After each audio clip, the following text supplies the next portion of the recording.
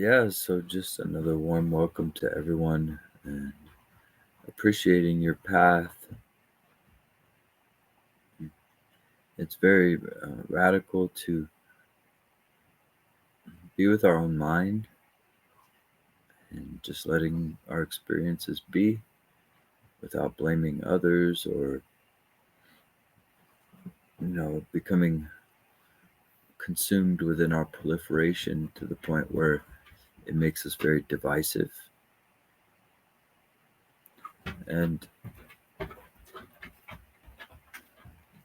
well, thoughts can do that to us.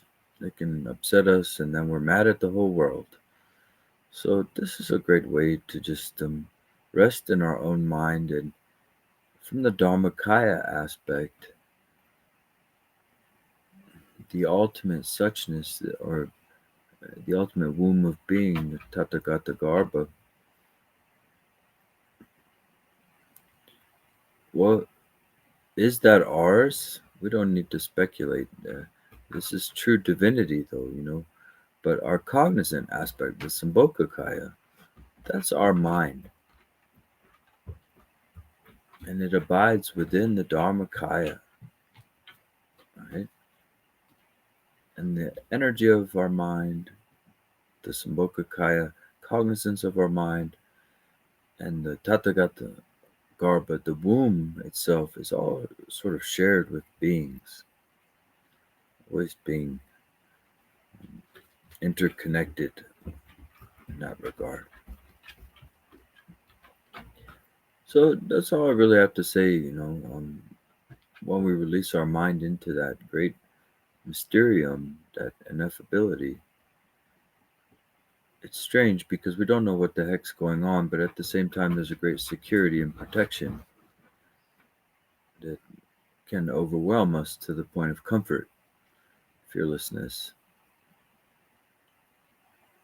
So, releasing the pilot, this can be a great threshold, which they call the conditioned self, or all this doing that we have going on, releasing that into a sort of revelation and spontaneous wisdom. Okay, so let's get back into the text here. I filibustered as much as I could.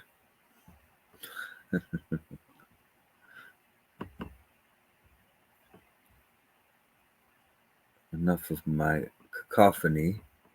We'll hear some Longchimpa. Oh, the sweet sound of cacophony. It's almost like a symphony, except it's a cacophony.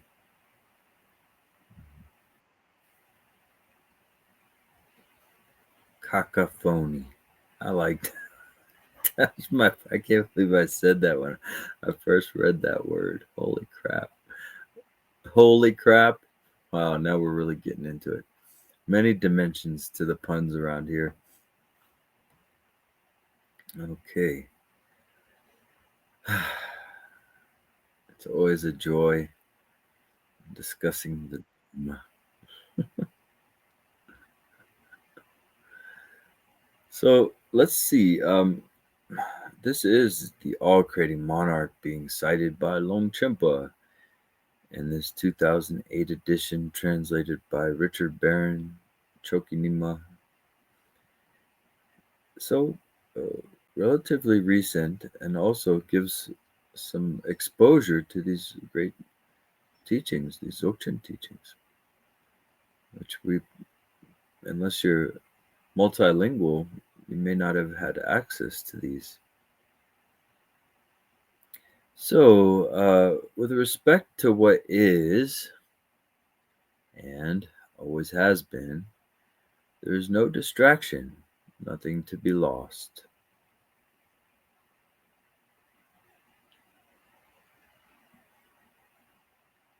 Undistracted, meditative absorption is the harbinger of hope. Is that harbinger? New word alert. Harbinger. Harbinger.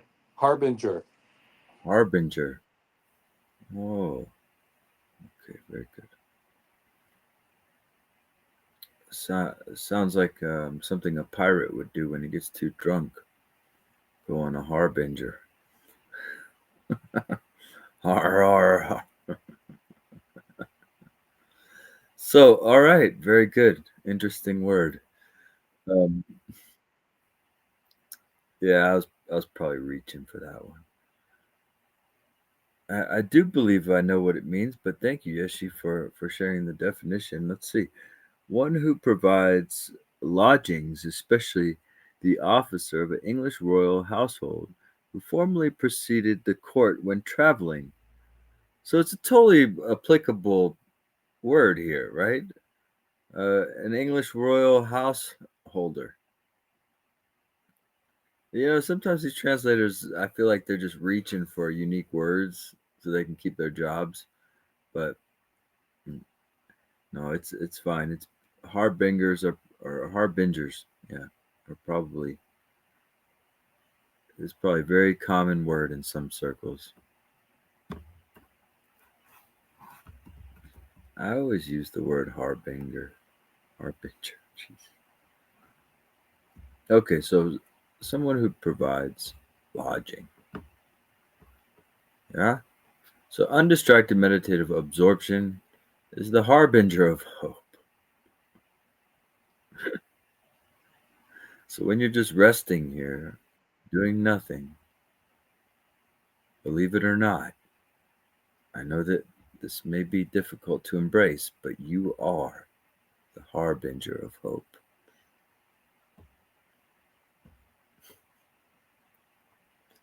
That should inspire you. We can all be harbingers together. Yes. Okay. Moving along. Such are the Mahayana approaches based on either causes or results, which reveal that which is provisional. That which is provisional. By the way, I'm not sure why they're saying based on either causes or results. It's safe to say both causes and results. So, such are the Mahayana approaches based on causes and results, which reveal that which is provisional. With respect to what is and always has been, there is no distraction, no loss. This vanquishes the antidotes that entail all manner of effort and achievement.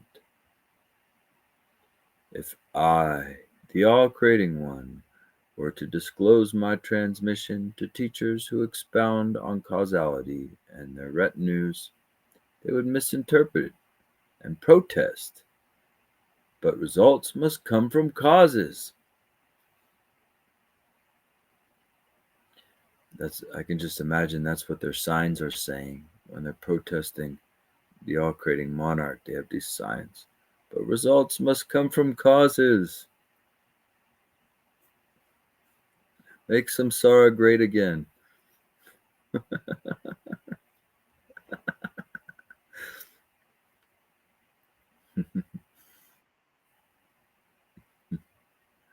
Yes, we want our causes and we want them now as a result of our demands.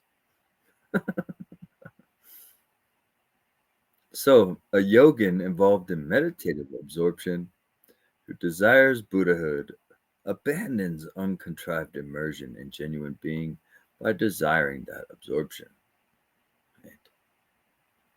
I'm going to leave that one alone. The uncontrived genuine state is the nature of everything.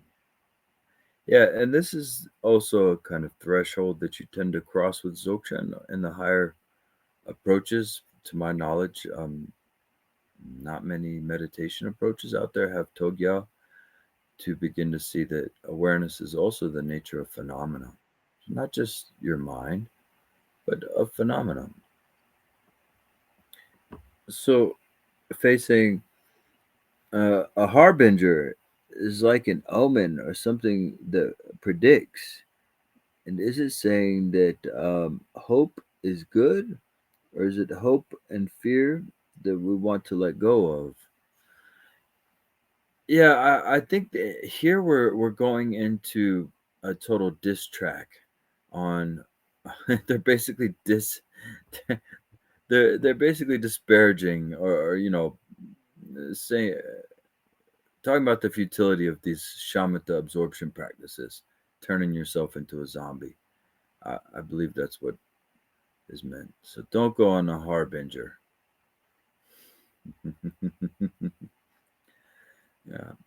Yeah. They go quite deep about that because around that time and even now, um, people are very immersed into these shamatha meditation practices, which cut you off from your sense experience and really end up imputating a division, a duality. Because here you are in your absorption, and yes, your mind may be pacified and you're quite peaceful and free of habits, but you're also cut off from the rest of the world in a kind of deep sleep. And yogis typically, and if you look at many accomplished masters throughout the past century, they're still alive. They still talk and engage and laugh, right? And even if it's just, I mean, yeah, they take hikes and all kinds of things. Like I'm thinking Ramana Maharshi and Anandamayi and Tulku Rinpoche, Migyur Rinpoche, so many Dalai Lama. They don't become zombies. They don't become Greek statues. And unfortunately, that's a thing out there. It's still prevalent, actually, to completely withdraw yourself inwards. Yeah. Okay. Very good. Very good. Thank you, everybody, for your participation and my education, educating me on these new words and terms. I had the good fortune to learn English as my third language as a kid, so still self-teaching. Yeah. Many people are bilingual in this group actually, who know exactly what I'm talking about.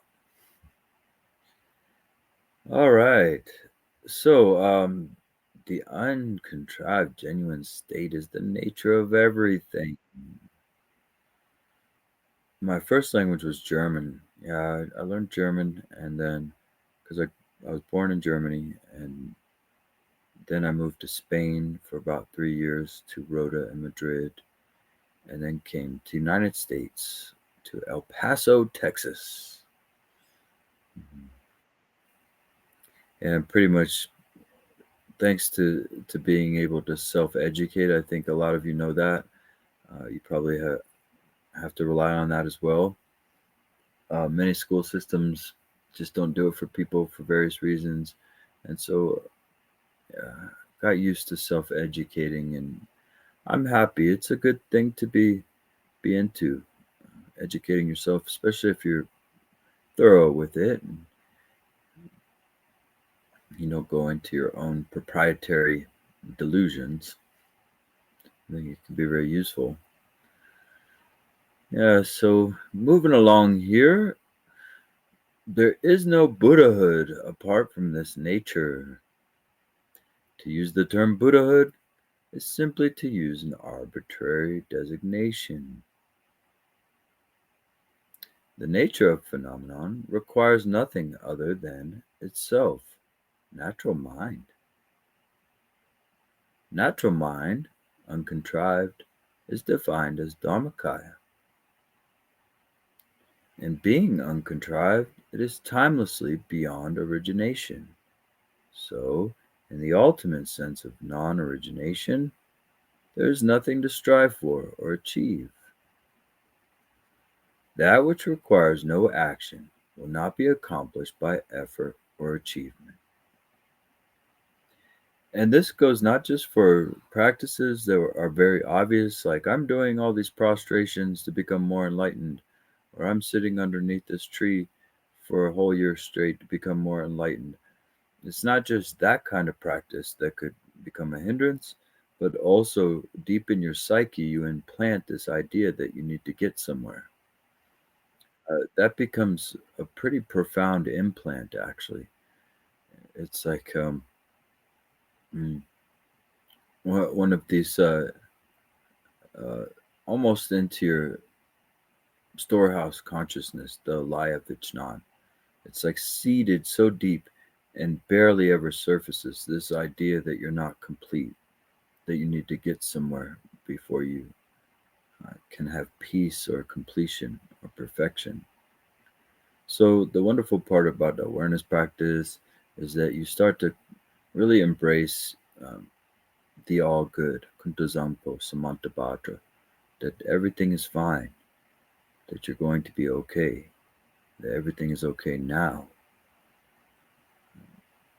And then if something were to happen to us, if a giant meteor was to hit the earth and we're to die, well, at least we'd be in that state of mind, of completion. You don't want to be thinking about a politician at the moment of your death, all right? You don't want to have somebody's drama inside of your mind repeating itself at the moment of your death, let alone, but it's not just the moment of death. I'm just using that as an example that's very extreme. But the moment of looking at the sky, the moment I'm sitting here speaking to you all about the Dharma, I don't want my mind to be cluttered by, things I can't solve in the world, my hate for people, my hate for politicians or family. Any of that stuff can clutter the very tone of my presentation right now. Well, it's very nice to embrace a clear mind, to clear our browser history, so to speak, right? And that is a willingness that those who are introduced to awareness, you have that fork in the road where many people don't have the ability to see and to let go, to put that suitcase down. And so you come to this fork in the road where literally you could be just here in the presence and say, wait a minute, I can let this shit go.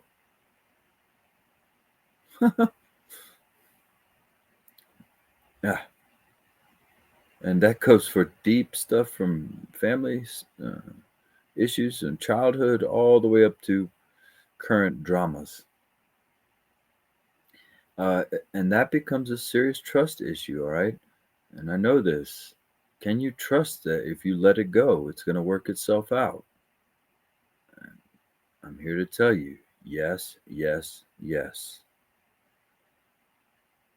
So when you're ready, if you're not already ready, or if you haven't already let go into this, trust. So now the section on revealing the key point of ineffability is concluded. These are the root verses here. Self-knowing awareness, involving no perception of outer object and inner subject, has no time or place, and is beyond phenomenon that originate or cease. It is pure like space, and so entails no provisional spiritual approach. Since all thoughts of this as ultimately existent are mistaken, avoid any pitfall or obscuration that comes from misconstruing phenomenon as having identity. In the indivisible and wholly positive realm, be decisive in supreme and infinite emptiness. Stand firm in the nature of phenomenon, which is without transition or change. In the primordial realm of basic space that does not abide in any specific way, the superficial layers of view are cut through incisively, and the key point in its entirety is revealed to be ineffability. That was a nice rhyme, Longchen.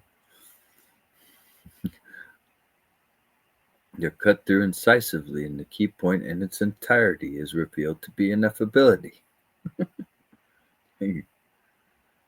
Right on.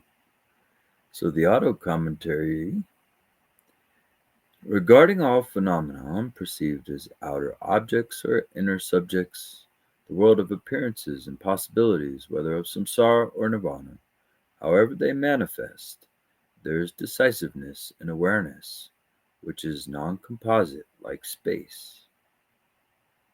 There is decisiveness that they are in themselves ineffable, being the natural manifestations of innately pure forms of emptiness. So we can summarize that with two words: empty appearances. All phenomena are empty appearances. All that manifests is empty, yet apparent. Very nice. I just said empty appearances. That works very well. So, all that manifests is empty, yet apparent. And this manifestation is the simultaneity of awareness and emptiness. All right, the implications of that statement right there. That means everything that you see, all the elements, earth, water, wind, fire, and everything that's made out of the elements, including space too. All that manifests is empty, yet it appears. And everything that appears is because of awareness, cognizance, and emptiness. So think of your dream. When you're dreaming, let's say you're dreaming of palm trees and the beach. Well, that display, everything that manifests, the beach, the trees, everything, the dog running along the beach with your favorite shoes, all this is going to be co-emerging as you think it. You have to be thinking beach on a lucid level. Now, you're not thinking the word beach. That's your gross mind. That's your thinking mind. The beach is coming from your lucid mind. It's a very subtle, like the sway of the deep ocean, or like the darkness of an empty room. It's lucidity is something you can't really pinpoint. Your mind has this grand presence, and that's what is. If you think back in the dream, okay, there's a cognizance that's making that beach, that lucid cognizance. And so that's what's manifesting. And it's manifesting within empty space, within dream space. So let's say if you were in a 3D app or something, like a 3D game engine that had nothing created yet, well, that, or even 3D Max, Maya, Blender, if you've ever used any of that software, well, it starts out with these views, your viewports, perspective, front, left, back, all these. But it starts out with nothing until you create some kind of shape, and then you have something that manifests. So before any shape gets created, that's the Dharmakaya. And then as soon as you create a shape within that space, that's Nirmanakaya. That's all phenomenon, everything that manifests. And what's creating it is intelligence. So you have all three of those right there. It's a great trinity. If you understand that, I elaborate a little bit, because if you understand this trinity, you can stick it into many different religions and sciences and things like that. So in actuality, the key point being revealed is that naturally occurring timeless awareness, empty yet lucid, and naturally unsullied, is the supreme state without basis and free of origin, with all that manifests being clearly apparent yet ineffable. Yeah, so you could say it's empty, yet it's smart, yet it's intelligent, yet it's cognizance. Every time you hear that word lucid, lucid's probably the best word we have for this. It's almost like God, how we would perceive this. Now, I'm trying to not intellectualize this too much and feel it. There's this presence in this world of a kind of omnipresent intelligence. That's lucidity. It has a deep space kind of intelligence, rather than our thoughts, which are a little bit more sparks off of a fire type of feeling. All right. So the six expanses states emptiness, the absence of elaborations that apply to sense objects. All right. Remember, that's it, everybody. Just you labeling and oh, your microcosmic audio device has become active. All right, very good. So back on track here. Um, yeah, this is like phenomenon is only phenomenon. There's only confusion because we label these transient energies and we apply meaning to them, and then we grasp onto the meaning. Now, giving the meaning itself isn't necessarily harmful. That's like naming a painting that you made, but it's the grasping onto the meaning and the labeling of phenomenon, and then investing our mind into it. If your mind was a jar of energy and you had 100%, well, just put it into perspective. Where are you allocating the energy of your mind? You know, where's it going? It's like little rays. It can get involved in all this different stuff in the sense world. So pull it back, pull your mind back from its involvements, unhook it, and reel it in. So, emptiness, yeah, the absence of the elaborations that apply to sense objects. It's that easy. We reify sense objects, we solidify them with our mind. So, lucidity, beyond the limitations of existence and non existence. That's talking about your actual awareness there, your cognizance. And mindfulness, endowed with the power of total recall. Oh, Arnold, better watch out. Lucidity and mindfulness are the same here. Uh, endowed with the power of total recall. Yeah, this is related to a kind of acoustic record that you can think of. Why wisdom? Why, when we release our contrived mind and our fabricating mind, our conditioning, is it so powerful? For example, Dudjom Rinpoche, Longchen, many, they've written so many books, and their intellect just really blossomed out of their realization. And so there is your intellect can be hugely complemented by the awareness practice. That's a kind of secondary thing, but in my opinion, there is this, if that's what they're referring to anyway, because mindfulness typically means to remember. Like anapanasati, the word sati means to remember. And so, what are you remembering? And excuse me, in Dzogchen, that could very well be a reference actually to awareness itself, remembering effortless abiding. That's a whole topic in itself. But the manifestation of apparent phenomenon, the path of direct experience. Hmm? All is beyond the numerous attempts to characterize it. Not created through mantra, it is timeless perfection itself. Totally free of causes and conditions, beyond all distortions of view or meditation, without limits, without any reference to a center, without specific manifestation, and without sense objects. There is no deity nor any mantra. There are no phenomena, for all labeling is transcended. There is no enemy, nor any friend. There is no body, nor anything that manifests to the sense faculties. Phenomena do not manifest through thought. Nothing exists, for there is nothing to reify as anything. I do not exist, nor does my retinue.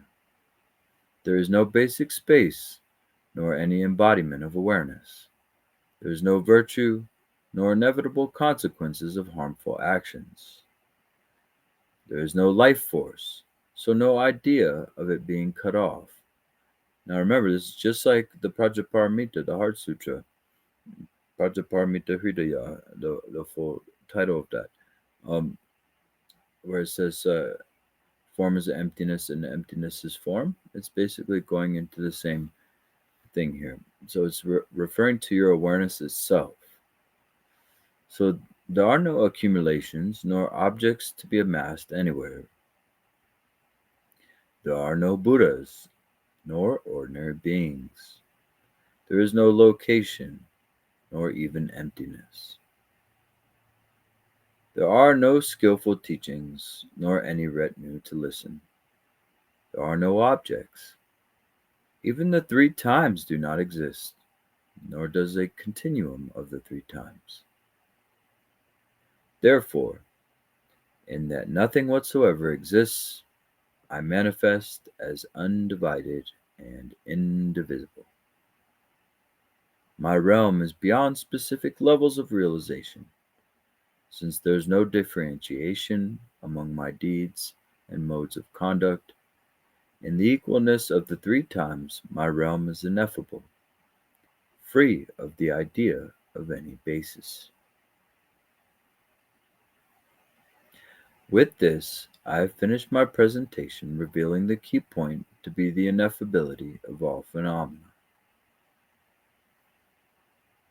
All right, we can pick it back up next time at discerning the implications. Thank you, Yeshi, and the group today for offering your presence. You could be doing lots of other stuff. There are many things out there in the sense world that you could be attracted to and getting involved in, but you are here with the Dharma. Wow, I appreciate that in big ways. I myself could also be getting involved in lots of stuff. I get an invitation to a party nearly every weekend. I don't know why they still do it. But this is my party, and I do love it. I enjoy it. And the energies have been a little bit strong lately. There's been some changing within the group, and I can't really put my finger on it, and nor do I want to. But there's been a lot of realization coming out of it all. Whatever's happening here, and there's a lot of freedom, and that doesn't always look all comfy and peachy, right? So maybe that's the case. Um, Either way, this practice is so beautiful in that regard, offering a little bit more freedom in people's lives and in their minds. And it's a next step for a lot of people who are ready for liberation. But yeah, thank you, everybody. I do appreciate you so much. And um, they say you're not supposed to really compliment people too much because the average mind will start to look at you a certain way. But I don't really care about that, so I'm just going to say again, I highly appreciate you all as Buddhas. As even if you were to cuss me out right now, I would still see you as a Buddha, but I would cuss back at you. Okay. So anyway, man, it's very good. It's all good. Yeah, very good. Thank you so much. Any final comments? Anything before we close out here? Then, all right. Still very quiet. Well, we had good Dharma talk. Yeah, good Dharma talk. Very well. So we'll just take a moment of silence for the dedication.